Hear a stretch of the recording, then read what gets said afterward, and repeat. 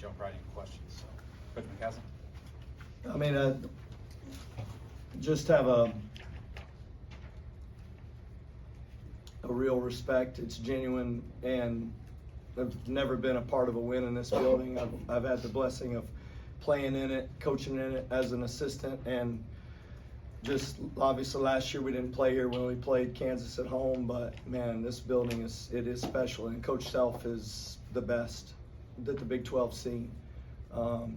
And what he does and what he's done in this league, it's unbelievable. It really is. So going into this game, I just tried to be as genuine as I could with our team about how aggressive you have to be over the course of 40 minutes, and that you have to come out throwing the first punch, if you will. Like you cannot let this game get on top of you because of the way they compete and because of the way they can score in transition and because of their physicality. So just felt like not only do you have to punch that way to start the game, but you got to be able to finish it too.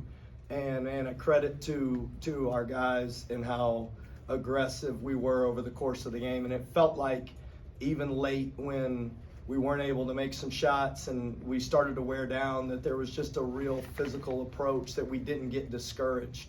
And I think that says a lot about these two guys up here and a lot about the culture in our program and what we fight for every day. And we just got a group that loves being around each other. I hope people saw that.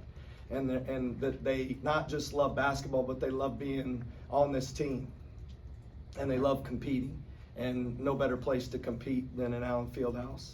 And so just a tremendous amount of respect and thankful for the opportunity to do what we did today, and love the team that we get to do it with.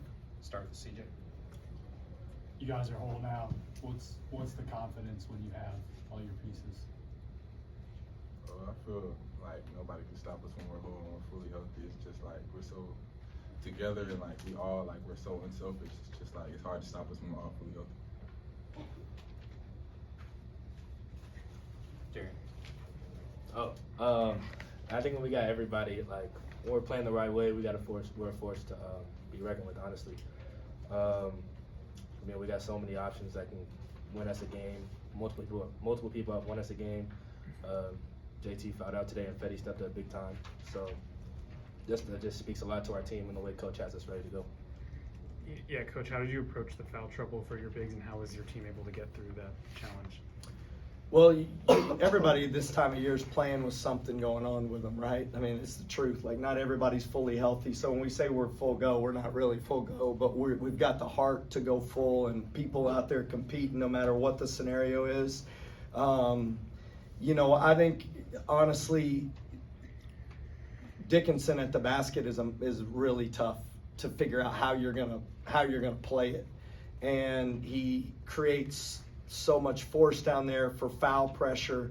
But really, it was like the ball screen stuff that caused us fouls with JT. I mean, he got one trying to guard a guard on a switch and transition, and he got one on an offensive rebound, and then on a ball screen roll. So it's like they do such a good job of attacking you in so many different ways. But the physicality of the game does wear you down, and we felt like that's why it was so important to be healthy going into this game, healthy enough to get everybody out there. And I will say, I did think Federico was the key to our win. I mean, I just thought his wall up at the end on Hunter was probably the play of the game. He had a pretty good angle, and he missed it, and then he went right, didn't back up. He got the offensive rebound, he went right back to him and put his body on him, and those are bang plays that we were fortunate and blessed to come up with. But no, there's no question you can't win in this building unless you've got size and physicality that you can go to with depth. It felt like you guys hit so many clutch shots down the stretch, especially when KU was starting to threaten. Can you just talk about the shot making down the stretch in the hostile environment? Yeah, I mean, I'll tell you what's awesome. I mean, everybody knows that Kerwin Walton, Chance McMillan are two of the best shooters in the Big 12. There's no question about that. But it was Elijah Hawkins, Christian Anderson, and Darian Williams that came up with the threes when the game was kind of in balance. And I thought Elijah's threes really were the big ones for us. And just to encourage him, like, man, he missed, I think he started out the game 0 for 4 from 3.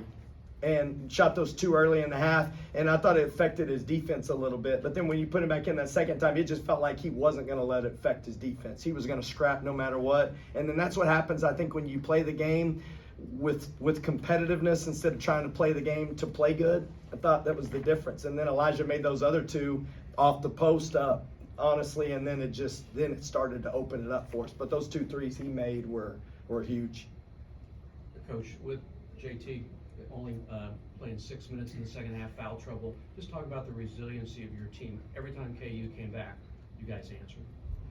Yeah, I mean, that's why you practice hard every day, and I don't know how else to say it, but not everybody likes practicing hard every day. But, like, honestly, that's what builds – I think that's what builds the character and the grit that it takes in these moments when things aren't going great for you, that you still have a competitiveness to know there's a way to win. And I can't understate how important that is, to, like, still know that you can win games when the basketball's not going in.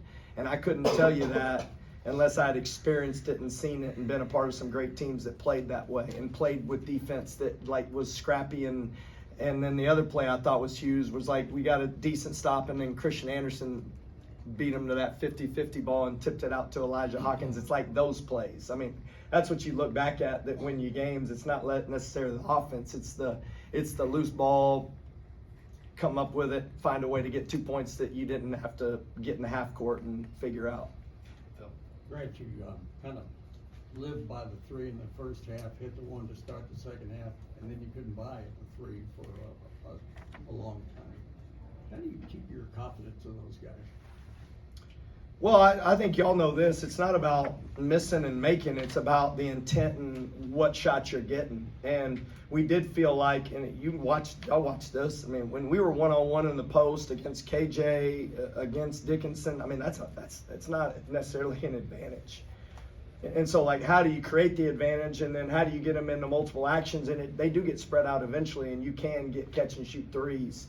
I thought Chance McMillan's drive to the basket, putting 2 feet in the paint and scoring off the glass, was like maybe one of the rare ones that we got that in the half court that wasn't a pretty good look from 3. And obviously JT on the short roll was tremendous, and D5 on drives and in the post a couple times. But I do think because of the ability of these guys in passing and getting into the paint, that opens up the 3-point. And honestly, I feel like those are our best shots.